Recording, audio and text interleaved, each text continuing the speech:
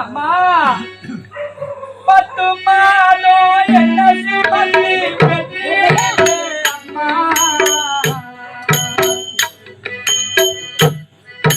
பத்து மாதம் என்ன சுமந்தி பெற்று எடுத்தே அம்மா.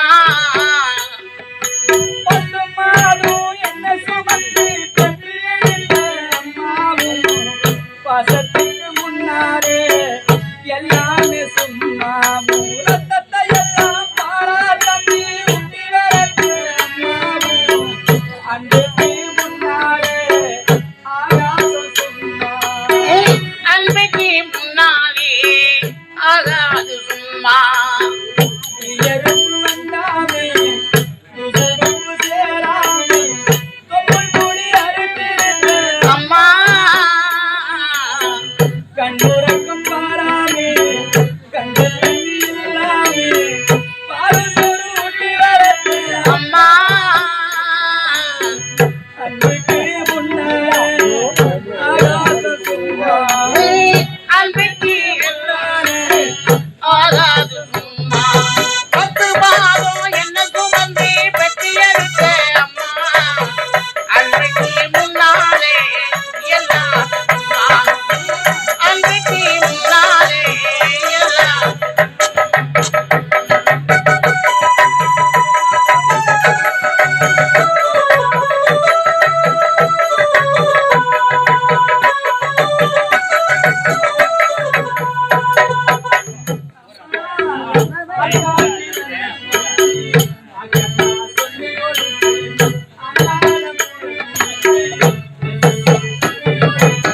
பால் காட்டி விரல பிடித்தி அக்கா சொல்லி கொடுத்தி அன்றாடம் புழ குடித்தி சோறு பங்கி வைத்தேன். அக்கா சொல்லி கொடுத்தேன். அம்மா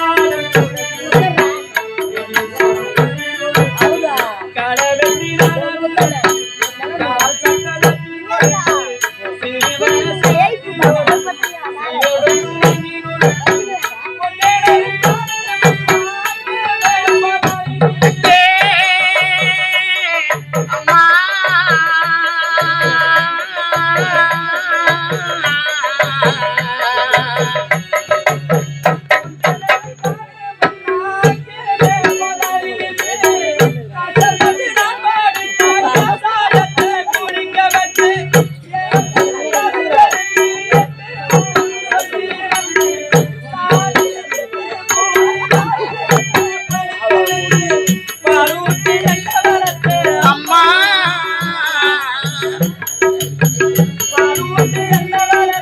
அம்மா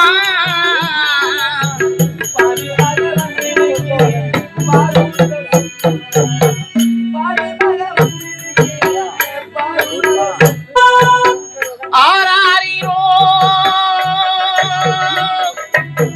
ஆராரிராரோ ஆராரிராராரிரோ ஆரிராரிரோ ஆராரிராராரிரோ.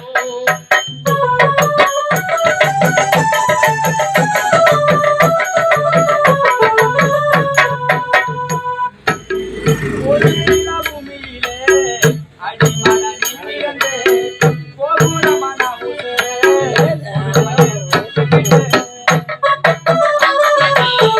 அடிமரணி பிறந்தி கோபுரம் ஒரு பிள்ள பூமியிலே அடிமலனி பிறந்தே கோகுலமான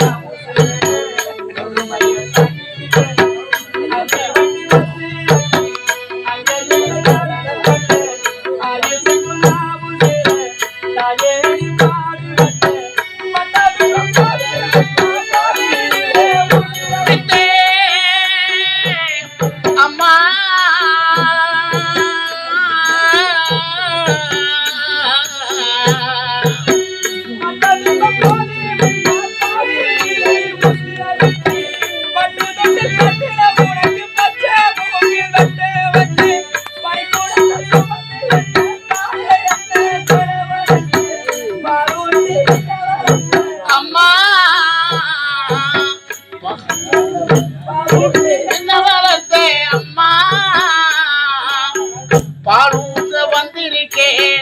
பாவி மகள் சும்மா பாருங்க வந்திருக்கேன் பாவி மகள் சும்மா ஆராரியோ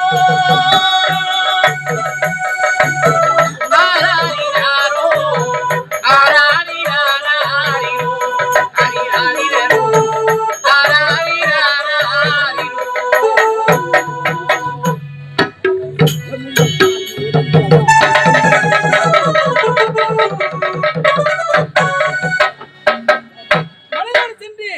போரில் வெற்றி பெற்றேன். இந்த வெற்றி பெற்ற செய்தியை என்னுடைய மாமாவோட உரைக்க வேண்டும். ஆனந்தமாக ஆடிப்பாடி கொண்டே செல்ல வேண்டும். எப்படி தெரியுமா? காலத்தினால் செய்த நன்றி சிறிதெனினும் ஞானத்தினால் மாணவரின் எந்த பொருளை படித்திடுவோம்.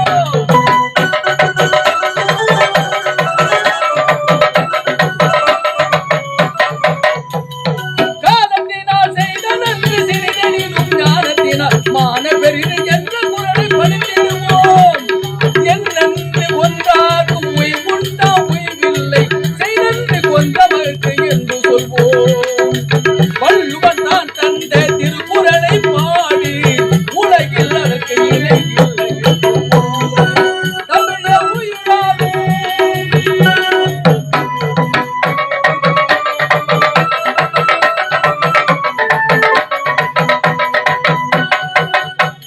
ஜாதி மத பேதம் இல்லை சமத்துவமே நமது எல்லை எல்லோரும் ஒன்றாக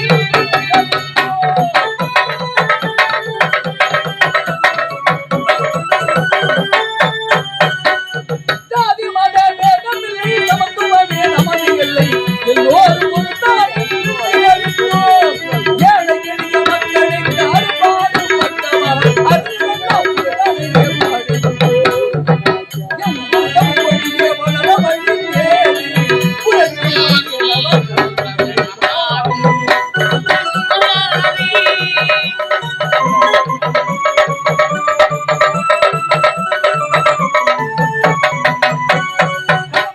கட்டுப்பாடு வகித்து தந்த அண்ணாவின் பெயர் சொல்லி நாம் இங்கே வாழ்கிறோம்.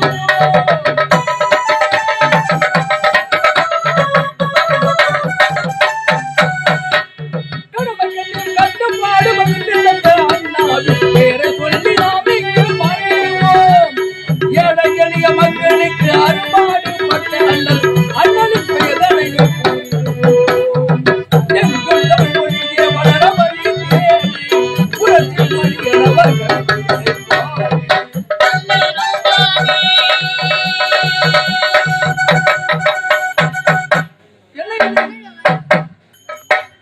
போருக்கு சென்று வெற்றி பெற்ற செய்தியை மாமாவோடு உரைக்கொண்டு வந்து கொண்டிருந்தார்.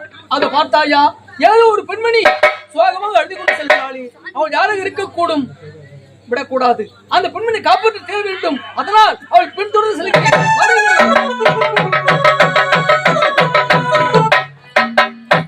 முத்துமணி மாலை பொண்ணு தினந்தோறும் போற்றி வந்து ஒத்தி ஒத்தி மனசுக்குள்ள பூ போல ஜாதி வந்து முத்துமணி மாலை ஒன்று தினந்தோறும் போட்டு வைத்தேன் பொத்தி பொத்தி மனசுக்குள்ளே பூ போல காத்து வந்தேன். முத்துமணி மாலை பொண்ணு தினந்தோறும் போற்றி வந்து ஒத்தி ஒத்தி மனசுக்குள்ள பூ போல ஜாதி வந்து கட்டியில கார வச்சு காதல் வழி நடக்க வந்து நீ காவல் பணி நடக்க வந்தேன். கட்டியில கார வச்சு காதல் வழி நடக்க வந்து காட்டாற்று கண்ணீரில நீரு ஒன்று முடிக்க வந்து பத ஒன்று ஒத்தையடி பாதையிலே புரிதலும் தொங்கையிலே ஒத்தையா போகுதம்மா என்னோட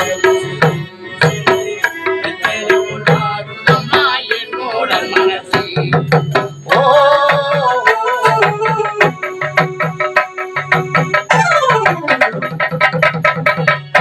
என்னடா இது? நாம் பின்தொடர்ந்து செல்கிறோம். அந்த பெண்மணி சென்று கொண்டே இருக்கிறாளே.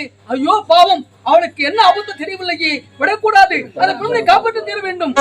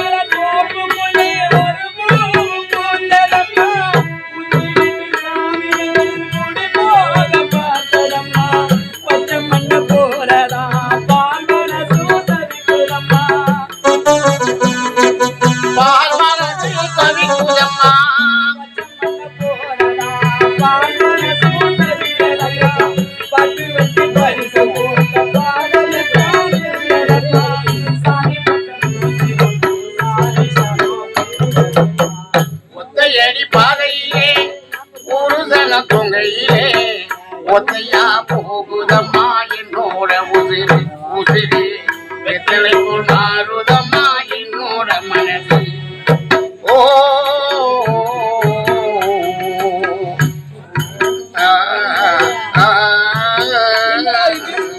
அந்த பெண்மணி இந்த வழியாக தானே சென்றார். அவர் எங்கே சென்றிருப்பான் ஒன்றுமே புரியவில்லையே. எங்கு செல்வது? எப்படி இந்த பெண்ணை தேடுவது?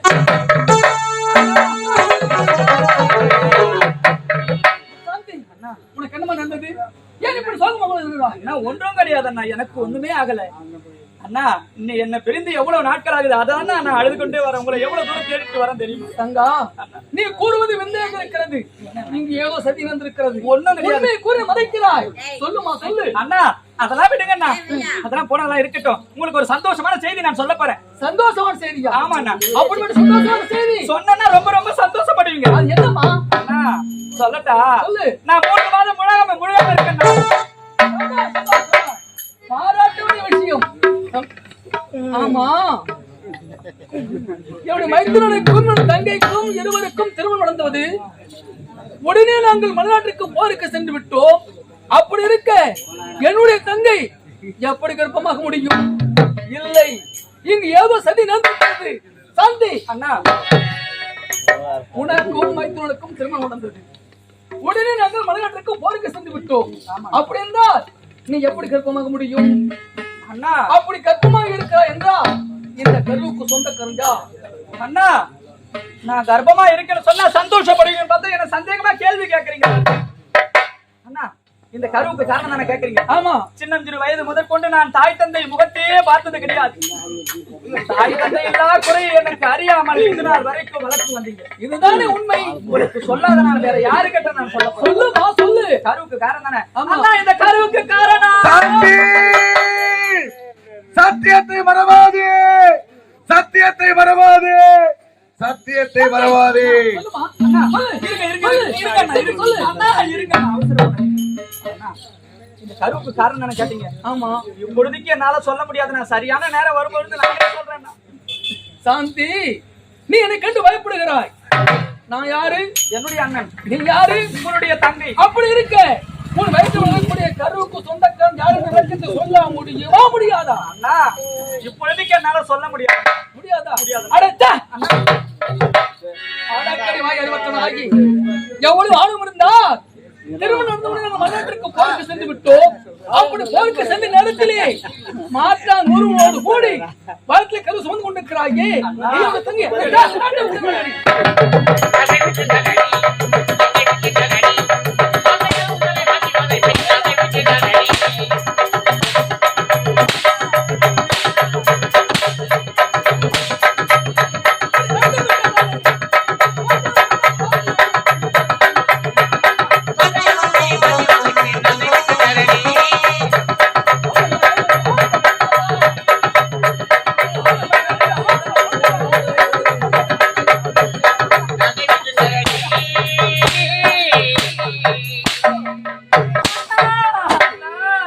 சதிகாரனாக எவ்வளவு ஆளும் இருந்தால் எப்படிப்பட்ட செயலை செய்திருப்பாய்? அண்ணா என் அண்ணா உன் தங்கை நின்று என்னை அடித்தார். இல்லன்னா தங்கை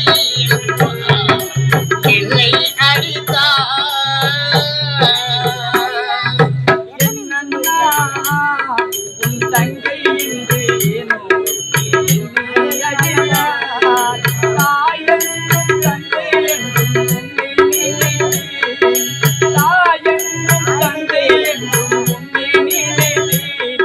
இது உனக்காக வாழ்ந்த உள்ளம் அல்லவா? இல்லன்னா தங்கை என்னை அடித்தார்.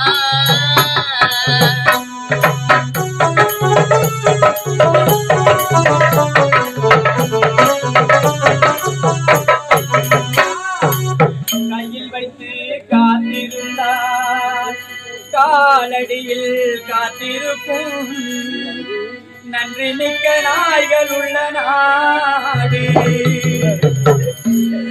இதில் சொந்தமின்றி பந்தமின்றி வந்த வழி நினைவுமின்றி பிள்ளைகளும் பிறந்திருக்கும்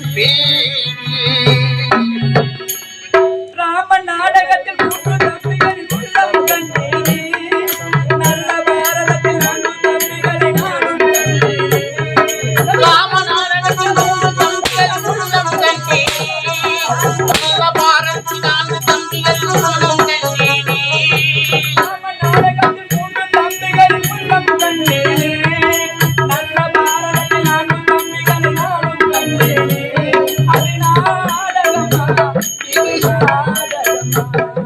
நாடகமா நாடகமா இது நாடகமா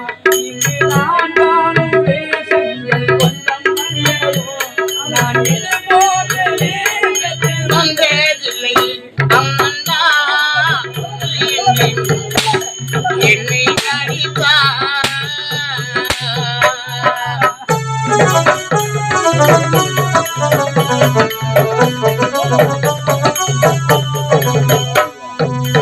தங்கையன் இளைய கண்டு தாய் வீடு வந்ததென்று சொந்தமின்றி பந்தமின்றி வந்த வழி நினைவுமின்றி பிள்ளைகளும் பிறந்திருக்கும் வீடு கண்ணில் நீர் பெருக சீதை நின்றதை கண்ணில் தெரிகிறது அண்ணன் கொண்ட புய தம்பி லட்சுமணன்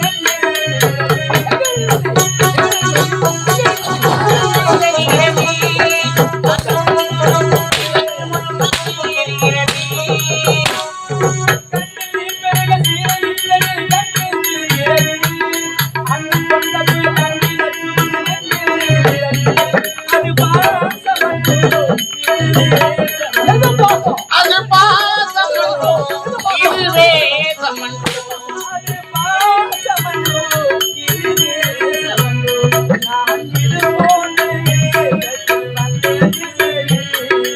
இது போன்ற வேடத்தில் வந்ததில்லையே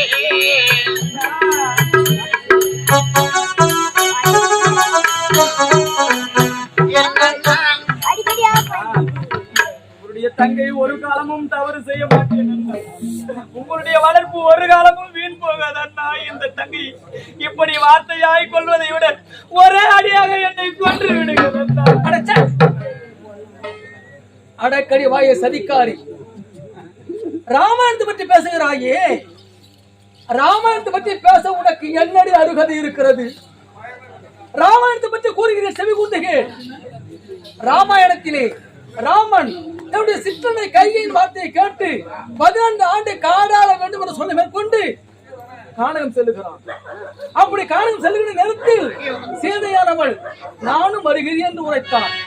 அதற்கு ராமன் என்ன உரைத்தான்?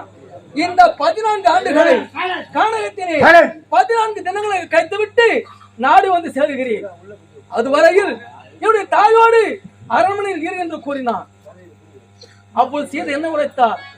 சுவாமி, அந்த ராமன் இருக்கும் இடம்தான் இந்த சீதைக்கு அயோத்தி என்று உரைத்தார். அவள் அல்லவா பெண்?